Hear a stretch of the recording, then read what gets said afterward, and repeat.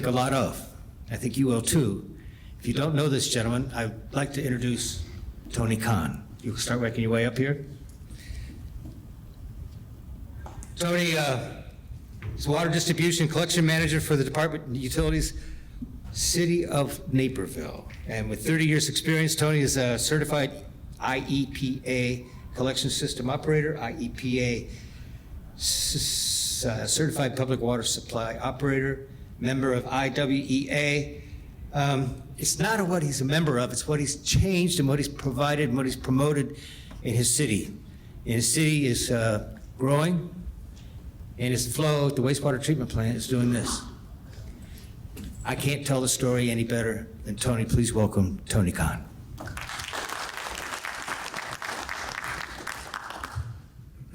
Thank you, Don. That was great. Good afternoon. Excuse me. Good afternoon, everybody. As Don said, my name is Tony Conn. I'm the Water Distribution Collection Manager for the City of Naperville. Naperville, we're a suburb of Chicago, about 33 miles southwest of Chicago. My major role is I'm responsible for the wastewater collection system, the water supply system, the water distribution system, and stormwater pumping. All fall under my management. A little bit about the City of Naperville. We're the 4th largest city in the state of Illinois. Our population is now well over 150,000, and we're constantly voted one of the best places to live in the United States. A little bit of overview of the City of Naperville's collection system. The collection system consists, we own and operate our own wastewater, one of the largest wastewater treatment plants in the state of Illinois. We have 23 wastewater lift stations, seven backflow prevention stations, and we also have a satellite community that we treat their wastewater. Not on this slide is our actually a pretty good size flow monitoring network. Our flow monitoring network consists of 46 open channel and closed pipe flow monitors that we use throughout the collection system for I&I, maintenance, and constantly using them for return on investment. Constantly, we take measurements before we do rehab work, and we take measurements right after at every process. With the flow monitoring network, we also have a network of 9 rain gauges that encompasses the entire city and our satellite city. We also have 14 groundwater wells and 20 sanitary sewer overflow monitors in the system. I'm not going to read this entire slide. City of Naperville has been doing I&I since the 90s. About 2013, we even got even more aggressive in I&I.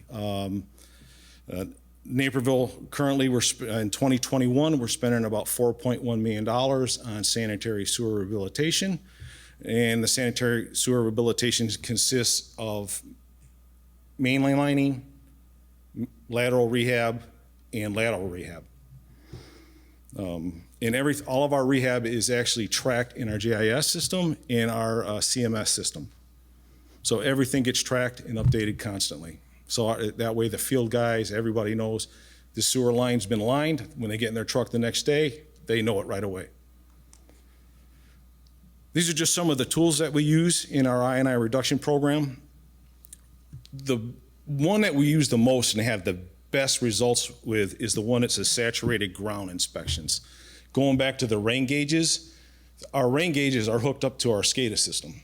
And anytime we get 1.5 inches rain or more, our SCADA system, the rain gauges alarm our SCADA system, which alarms our collection supervisors, and they do a call out.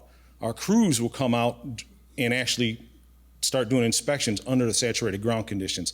2 guys will come out and inspect manholes, TV crew will come out and start inspecting sewer mains. This has been very, very successful for us because we're actually seeing what the system's doing in real time. We find mainline leaks, we find manhole leaks, lateral leaks, illegal sump pumps, gutters, foundation drains, you name it, we find it doing saturated ground conditions. Everything's done under real time. City of Naperville, we have focus areas that we do our I&I work on. And the focus areas are determined by the flow monitors, sewer maintenance guys, and our customer service calls. And every focus area has the sanitary sewer basins in them. And that's how we attack our I&I. We do not just go out and line a piece of main. I'll explain that a little bit more as we go on. We don't go out and just do a manhole. We don't go out and just do laterals. We attack the main lines, then we'll go and do the manholes, and then we'll go and do the laterals until the entire basin's done. I'm not going to really talk about chemical grouting right now because we're really going to get a little bit deeper into it, how chemical grouting is used in this presentation, how we use it in Naperville. This is the main reason why we rehab the entire flow basin is water migration. You can line a manhole to manhole with a cure-in-place liner. You're going to see zero results in I&I reduction. The water, all it's going to do is migrate to the manhole. All it's going to do is migrate to the lateral. That's all it's going to do, which I'm going to show you some videos real quick. So that's why we attack the entire flow basin, is just get rid of that water migration. And we've had some great success doing such. These are some of the videos. Hopefully they work for us. The very first video is working great. The very first one is we were lining a 36-inch trunk sewer. This manhole never leaked before. As the liner was curing, got to exotherm, we physically watched the color of the manhole change. It was getting wetter and wetter, and the second it got to where the pipes come to the manholes and where all the seams got to, this manhole started pouring. This one here is actually one of my favorites. I've showed it several times. This is a 12-inch liner that was put in. All that clear water is actually water that's migrated to the laterals. The second the laterals were reinstated, all this groundwater poured out of the laterals. And it's from several manholes upstream. Obviously, we didn't do much of anything. We didn't reduce any I&I, just lining those pieces of pipe. Manhole rehab. We have only, right now, we're only allowing 2 products in the city of Naperville. Every manhole rehab company has opportunity to come and work in Naperville. Again, like I said, we only have 2 right now. If somebody wants to come and do work in Naperville, they have to prove it to us that the products is going to work. Sales pitch don't work. They physically we'll give them a manhole or 2. The company will come in. They're more than welcome to put whatever process they want to do in the manhole. In the city of Naperville, our crews, we do it in-house. We don't rely on the contractor. Physically has to go through 2 years of freeze thaw to make sure that product's going to withstand Chicagoland winters and actually do what the salesman's saying it's going to do or the company's saying it's going to do. And everything that we do, sanitary sewer rehab-wise, is required to have a 3-year warranty. Again, with that 3-year warranty, we do not allow the contractor to do inspections. Only City of Naperville personnel can do the inspections. So very first year, City of Naperville guys will go out, do inspections on the manholes that were done, the laterals, so on and so forth. Second year and third year, as we find problems, we contact the contractor. They got 30 days to get back into Naperville and fix the problem.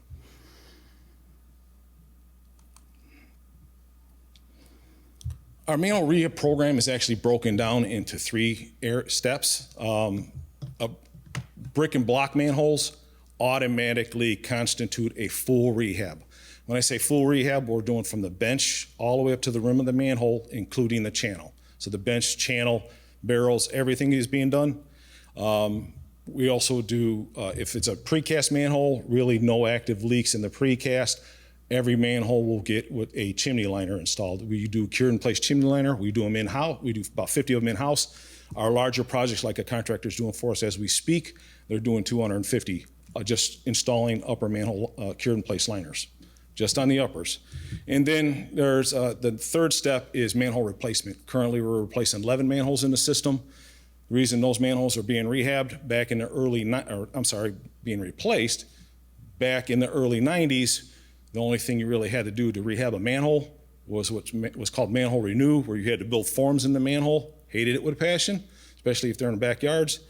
You had to build the forms in the manhole, mix the concrete, pour the concrete in between the form and the host manhole, and then go back in, 100-degree weather, pull these forms out. All of those manholes are starting to fail because now they're too small to do anything with. The manholes have to be replaced. So unfortunately, right now, all 11 of them are in downtown Naperville, right in the middle of the street. So sorry.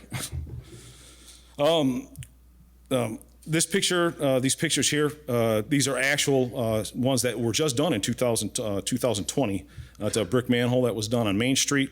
The mortar was falling apart, so we had the contractor put about 1 inch of a cementous product. I'm not going to name names, name products or anything. And then they came back and sprayed the manhole with 250 mils of an epoxy. We only allow 250 mils of epoxy, no matter whose it is. You'll read data sheets about 120, spray everything 125 mils, spray everything. That's another debate. I'll talk about that later if you guys want to. We will not do it in Naperville, and I can show you pictures of why. Mainline lining is actually, again, going back to, we've been mainline lining, I can actually say late 80s, we've been actually doing mainline lining. In Naperville, if it's a clay pipe, if it's asbestos cement, if it's truss pipe, it's automatically getting lined, no matter what. Manhole to manhole, it's getting lined. And in Naperville, you know, when you fill out the work, you can do the worksheet for ASTM 1216 for CIPP. The formulas will always say like 3 mil or 4.5 mil. In Naperville, it's required that the liner cannot be any smaller, minimum of 6 mil finished when it's cured. We will not accept anything under 6 mil finish. There's a lot of reasons why, and unfortunately, the conversation we're having today is a several-week conversation. I'm trying to cram it in 20 minutes. So we will only allow 6 mil. If somebody wants to ask me why, I'll be more than happy to answer it. So that is for small diameter. Our mainline lining is broken down into 2 categories. Small diameter is 6 inch to 23 inch, which we don't have any 23 inch pipe. And the large diameter trunk sewers is 24 inch on up to 60. Lateral lining. We've been doing lateral lining in Naperville since 2003. Our lateral lining program consists of the City of Naperville locating for a cleanout to be installed 18 feet on the private property.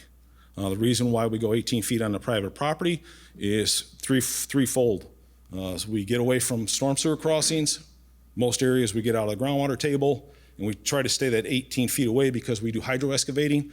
Our vectors pull up on we plywood everything off, our vectors pull up on the front yards.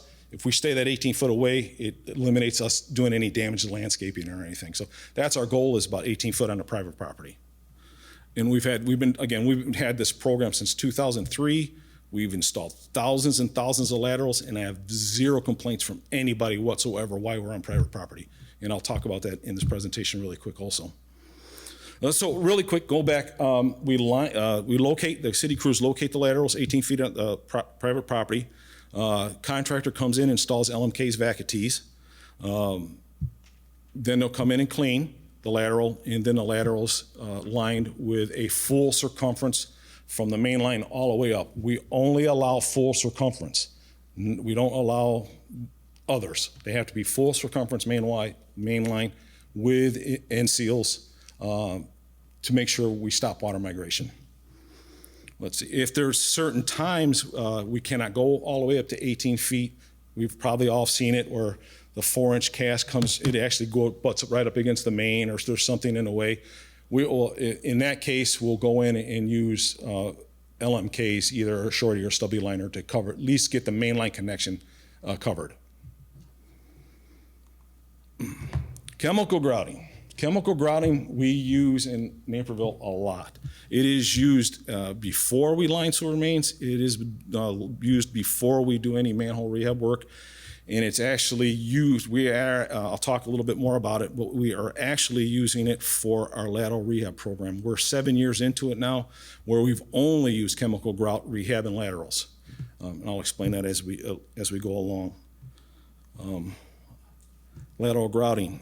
Before I get, is there any questions? I'm about halfway through. Does anybody have any questions whatsoever? Am I speaking too fast? Can you hear me?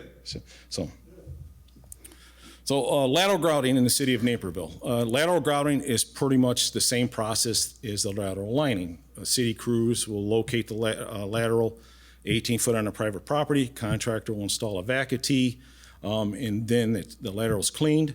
And then our contractor will come in. It's done in 3 processes. The company will come in and grout the mainline connection from the lateral. The launcher will go up about 6 feet.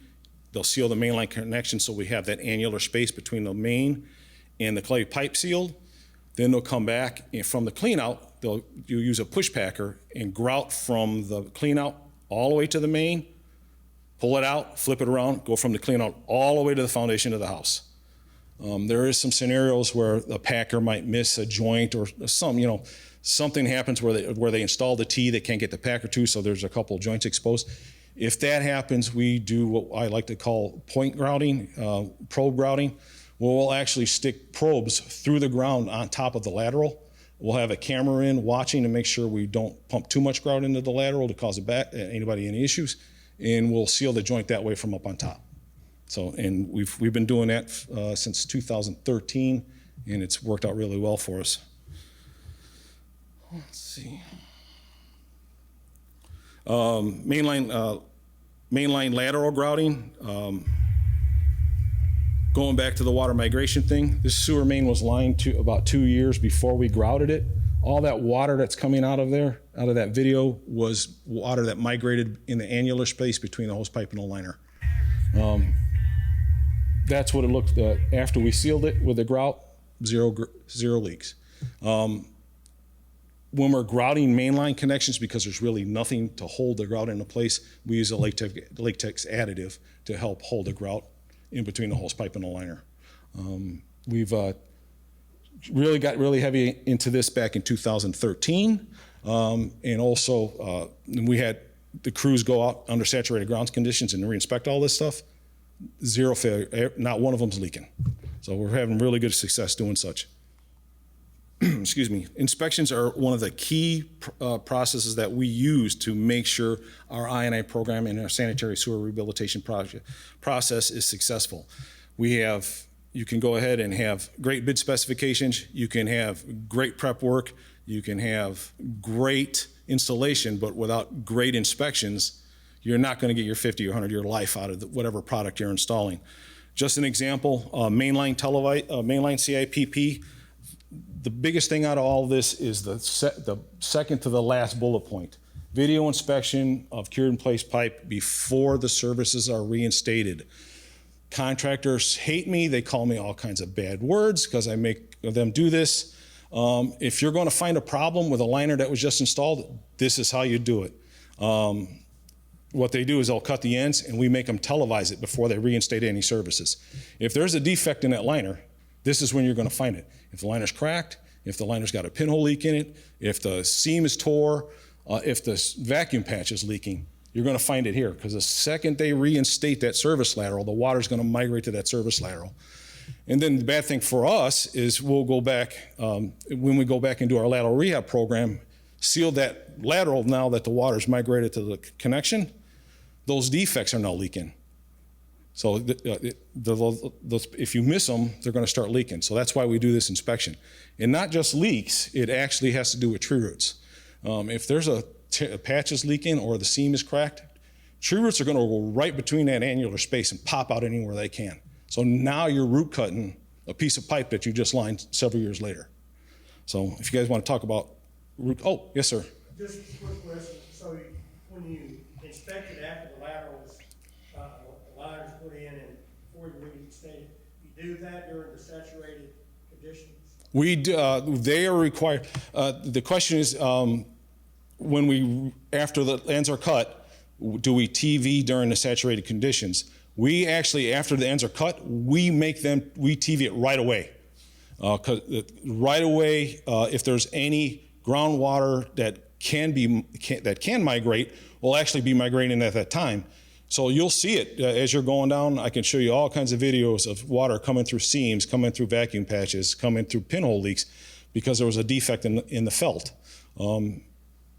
But like I was saying, the second they reinstate that service lateral, those leaks stop because it's going to come out at the service lateral. So we do it at the exact, we do it right when the ends are cut at the manholes is when we do it.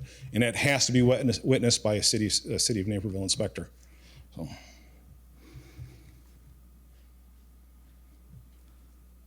Inspections during chemical grout. We do inspections on all the processes. I just picked these two. Really, it's pretty much the same thing. Our utility specialists will go out. They will check all the equipment, make sure it's working right. They will do a cup test. They will do a barrel test to make sure all the equipment is being tested, that is working correctly. And then the biggest thing is that very bottom bullet point is our 11th month inspection. That's when, after the project's done, 11 months from that finish date, the contractor's required to come back and retest 20%. It's right in the bid. If 10% of that 20% fails, they have to do another 20%. If 10% of that 20% fails, they have to come back and retest the whole thing on their own and reseal. So, and then this also falls under the 3 years, kind of confusing, but we also have a 3-year warranty on all this stuff too. Communication is very, very key for this program to be successful, because we are going on private property. People are going to ask, why are you doing public work on private property? Well, no, we're not actually. We're eliminating an entire issue for the entire community. It's not just public-private, but it's the entire community. Communication is key. Any project, every project, we talk to homeowners associations. The crews go door to door and talk to everybody involved. We talk to our city managers. We talk to city council. That way, if we let everybody know what's going on and show them the success we're having, we do not have any questions whatsoever when it comes down to approval for our programs, which nobody ever asks any questions. So we must be doing something right with our communication. Really quick, going back to communications, this is just a process map of what is going on. I just picked it really quick. Every project has a progress map. This is the lateral grouting.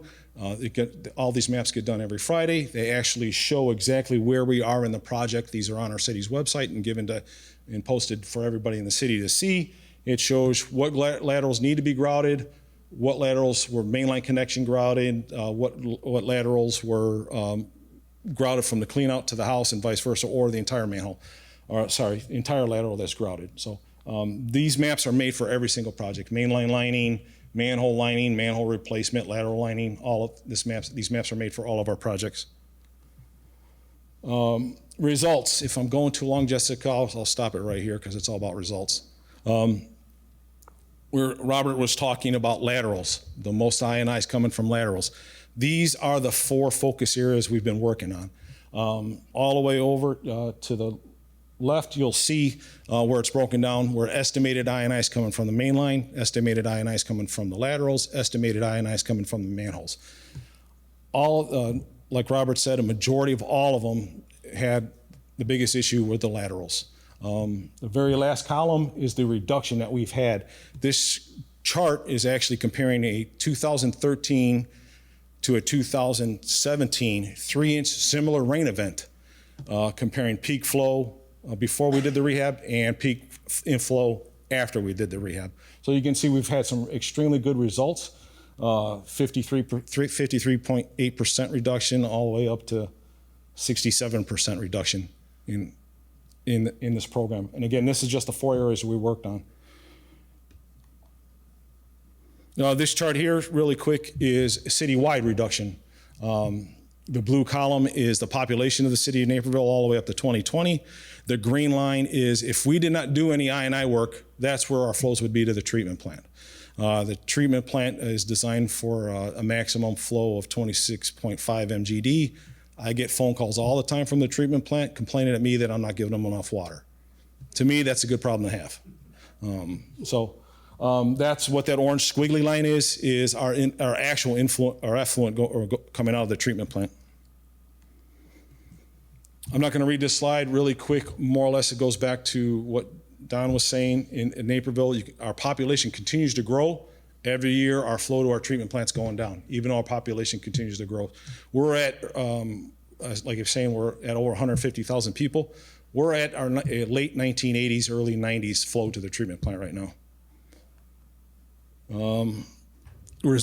This one I kind of like a lot, actually. I'm not going to read the whole thing, but the results. A lot of people, when they're talking about I&I work, they're always concentrating on how much flow did you knock off the system, how much money you're saving by knocking the flow off the system. Me, I want to know how I'm helping the customers. I want to know how it's helping the crews out in the field. Great one is the very first bullet point. In 2007, before we were working in a certain area, we had almost over 600 calls, customer service calls. 2019, we're down to below 300 calls. So now, instead of our guys wasting their time going out and doing customer service calls, they can actually spend time maintaining a sewer system, make sure we have no SSOs. Same thing with the sewer maintenance costs. It's the second bullet point. Going back to, if you just line a main, you're still going to have a tree root problem, because if you don't address the laterals or you don't address the defects in that CIPP liner, tree roots are going to come right through it. You still have to root cut that pipe that you just spent all that money to put in. By doing the entire basin, eliminate the root cutting. Instead of areas that were root cutting every 4 years, we're only root cutting every 1 year, we're only flushing every 4 years. So we're saving a lot of money by doing less cleaning because it's not needed anymore. And because of this program, I'm actually very proud to say this. We have, during dry weathers, Naperville, we have 0 SSOs, dry weather SSOs. Haven't had an SSO in 5 or 6 years, dry weather.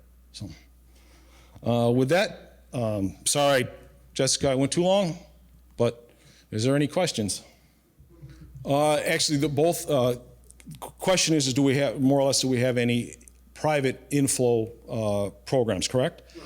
Actually, our lateral rehab program is designed for public and private. The lateral grouting, we will grout the entire lateral to seal it, the inflow, all the way up to the foundation of the home. So we're sealing it off. What about like the downspout connections and sump pumps? Yes, actually, during our saturated ground condition, when we do our saturated ground conditions, the guys are, that's when the guys really notice the downspouts and the sump pumps. And we actually will address those, and we actually have a reimbursement program for our customers, the residents of the City of Naperville. They have a certain amount of time to remove their whatever source of I&I, private-wise, their sump pump or gutters, whatever. They'll get a certain amount of time to do such, and then we'll reimburse them a certain amount of money to do it. How much of your system is completed already? We are at 25, well, it all depends, because each process, which is completely done during this presentation, is maybe about 10%, 10 to 18%, that's it. If you want to talk about mainline lining, it's easier to do, so we're a lot farther in the system in mainline lining than it is manholes. Laterals, we're dragging way behind. We'll never get, my grandkids will be retired before we get all the laterals taken care of.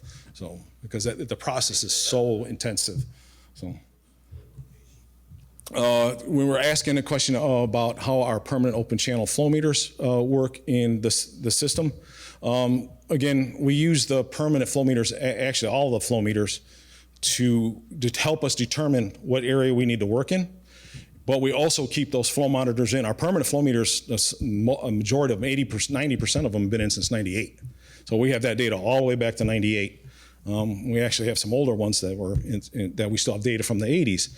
And we use that to quantify how much money and what our percentages of I&I we knocked off at each process. So when we had this much flow when we did the mainline lining, what does it look like after a certain rain event, or like a 1-inch rain event? We'll see what it looks like. It costs this much to knock this percentage off. Then we'll do it for the manholes, same process. We spent this much money to knock this much off the man, and so on and so forth. So I hope that answers your question.